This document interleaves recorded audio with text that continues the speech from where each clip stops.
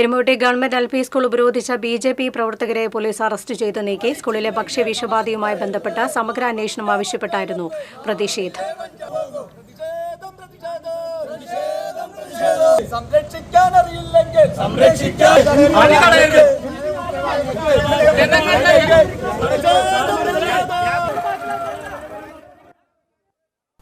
റഷീദ് എരുമപ്പെട്ടി വിവരങ്ങളുമായി ചേരുന്നു. റഷീദ്, വളരെ ഗുരുതരമായ ഒരു വീഴ്ചയാണ് സംഭവിച്ചിരിക്കുന്നത്. ഇപ്പം റഷീദിന്റെ റിപ്പോർട്ടിൽ നിന്ന് തന്നെ മനസ്സിലാക്കാൻ സാധിക്കുന്നത് ഇന്നും ഒരുപാട് വിദ്യാർത്ഥികൾ ചികിത്സ തേടി ആശുപത്രിയിൽ എത്തി എന്നുള്ളത് തന്നെയാണ്. അപ്പോൾ ഈ ഒരു വിഷബാധയുമായി ബന്ധപ്പെട്ട സമഗ്ര അന്വേഷണം വേണമെന്നാവശ്യപ്പെട്ടുകൊണ്ടാണ് ബി.ജെ.പി. ഇന്ന് സ്കൂൾ ഉപരോധിച്ചത്. സംഘർഷത്തിലേക്ക് കടന്നോ? നിലവിൽ എന്താണ് അവസ്ഥ?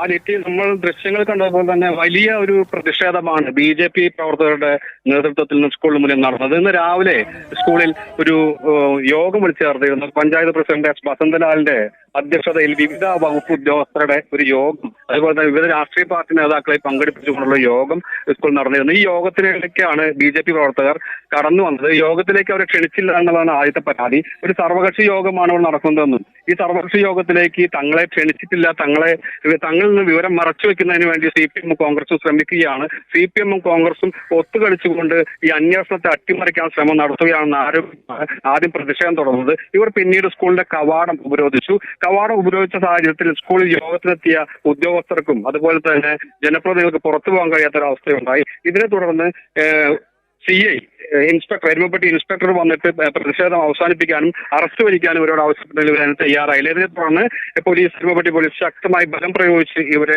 അറസ്റ്റ് ചെയ്ത് പോലീസ് സ്റ്റേഷനിലേക്ക് മാറ്റുകയായിരുന്നു. വലിയ രീതിയിലുള്ള പ്രതിഷേധം തന്നെയാണ് ഇവിടെ നടന്നത്. തുടർ പ്രതിഷേധങ്ങളും തുടർ പരാതികളുമായി മുന്നോട്ട് പോകുമെന്നാണ് ബി.ജെ.പി.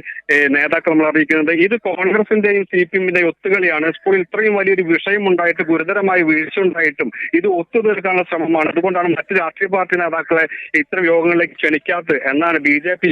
നേതാക്കളും പ്രവർത്തകരും ആരോപിക്കുന്നത്. ഇന്ന് സർവകക്ഷി സമാനമായ രീതിയിലുള്ള യോഗം തന്നെയാണ് നടന്നത്.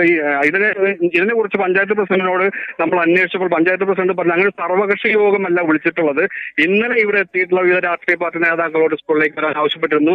പലരും സ്വയം എത്തിച്ചേർന്നതാണ്. ആരെയും പ്രത്യേകം രാഷ്ട്രീയ പാർട്ടി പ്രതിനിധികൾ എന്ന നിലയിൽ ക്ഷണിച്ചിട്ടില്ല എന്നാണ് പഞ്ചായത്ത് പ്രസിഡന്റ് പറയുന്നത്. അതുകൊണ്ടൊരു സർവകക്ഷി യോഗമല്ല. അത്തരം ആരോപണം പഞ്ചായത്ത് പ്രസിഡന്റ് നിഷേധിച്ചിരിക്കുകയാണ്. ആർക്കും ഈ യോഗത്തിലേക്ക് കടന്നു വരാം. ഇത് വലിയൊരു ഇഷ്യൂ ആണ്. എരുമപ്പെട്ടിയെ സംബന്ധിച്ചിടത്തോളം എരുമപ്പെട്ടിയെ ബാധിക്കുന്ന വലിയൊരു വിഷയമാണ്. ഈ വിഷയത്തിലേക്ക് ആരെയും ക്ഷണിക്കേണ്ട ആവശ്യമില്ല. അതേസമയം സ്വമേധയെ കടന്നു വന്നിട്ടുള്ള നേതാക്കളാണ് ഇവിടെ ഇരിക്കുന്നതെന്നാണ് ഇതിനെക്കുറിച്ചുള്ള വിശദീകരണം പഞ്ചായത്ത് പ്രസിഡന്റ് നമ്മൾ അറിയിച്ചത്.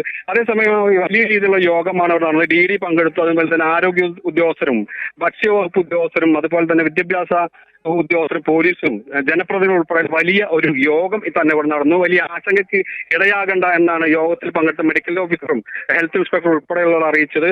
അതേസമയം ഇന്ന് രാവിലെയും കുട്ടികൾ ചികിത്സ തേടി വിവിധ ആശുപത്രികളിലേക്ക് എത്തിക്കൊണ്ടിരിക്കുന്നു എന്നുള്ള വിവരം നമുക്ക് ലഭിച്ചിട്ടുണ്ട്. അത് ആശങ്കയ്ക്കിടയാക്കുന്നുണ്ട്. ഇന്നലെ രാത്രിയിലും പല കുട്ടികളെയും പല മെഡിക്കൽ കോളേജ് ഉൾപ്പെടെയുള്ള ആശുപത്രിയിൽ പ്രവേശിപ്പിച്ചിട്ടുണ്ട്. അവരുടെ ആരോഗ്യനില തൃപ്തികരമാണെങ്കിൽ കൂടുതൽ കുട്ടികൾ വീണ്ടും ചികിത്സ തേടിയെത്തുന്നു എന്നുള്ള വിവരം ലഭിക്കുന്നത് ചെറിയ ആശങ്കയ്ക്കിടയാക്കുന്നുണ്ട്. എന്തിൽ നിന്നാണ് ഈ ഭക്ഷ്യവിഷബാധ സംഭവിച്ചതെന്ന് മനസ്സിലാക്കാൻ ഇതുവരെ സാധിച്ചിട്ടില്ല. വിവിധ വകുപ്പുകൾ എത്തി ഇവിടുന്നുള്ള സാമ്പിളുകൾ പരിശോധിക്കുന്നുണ്ട്. അതായത് ഭക്ഷ്യവസ്തുക്കളുടെ സാമ്പിൾ പരിശോധിക്കുന്നു, കുടിവെള്ളത്തിന്റെ സാമ്പിൾ പരിശോധിക്കുന്നു, അതുപോലെ പരിശോധനകൾ നടന്നുകൊണ്ടിരിക്കുന്നത്.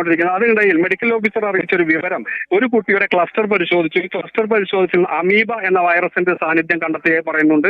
ഈ അമീബ വൈറസ് സാധാരണ കുടിവെള്ളത്തിലൂടെ ജലത്തിലൂടെ പകരാനുള്ള സാധ്യതയാണ് കണക്കാക്കുന്നത്. ഇതിനെ തുടർന്ന് സ്കൂൾ നാളെയും അവധി നൽകണം എന്നുള്ള ഒരു അഭിപ്രായം പറഞ്ഞിട്ടുണ്ട്. നാളെയും അവധി ആയിരിക്കാനാണ് സാധ്യത. ഈ സാഹചര്യത്തിൽ കുട്ടികൾക്ക് വെള്ളം തിളപ്പിച്ച് നൽകുവാനും അതുപോലെ തന്നെ വാട്ടർ ടാങ്ക് ശുദ്ധിയാക്കുവാനും കിണർ വീണ്ടും ക്ലോറിനേറ്റ് ചെയ്യാനുള്ള ഒരു തീരുമാനം എടുത്തിട്ടുണ്ട്. ഒരു സൂപ്പർ ക്ലോറിനേഷൻ നടത്തി കഴിഞ്ഞാൽ അമീബയുടെ സാന്നിധ്യം ഇല്ലാതാകുമെന്നാണ് ആരോഗ്യ വിദഗ്ധർ പറയുന്നത്. എന്നിരുന്നാലും ആശങ്കയ്ക്കിടയാക്കുന്ന ഒരു സാഹചര്യം തന്നെയാണ് ഇപ്പോഴും എരുമപ്പെട്ടി സ്കൂളിൽ നിൽക്കുന്നത്. കൂടുതൽ കുട്ടികൾ ചികിത്സ തേടി എത്തുന്നു എന്നുള്ള വിവരം നമുക്ക് ആശങ്കയ്ക്കിടയാക്കുന്നുണ്ട്. ശരി, റഷീദ് വിവരങ്ങൾ നൽകിയതിന്. എരുമപ്പെട്ടി ഗവൺമെന്റ് LP സ്കൂളിൽ ഭക്ഷ്യവിഷബാധയേറ്റ സംഭവവുമായി ബന്ധപ്പെട്ട ബി.ജെ.പി. പ്രവർത്തകർ സ്കൂൾ ഉപരോധിച്ചു.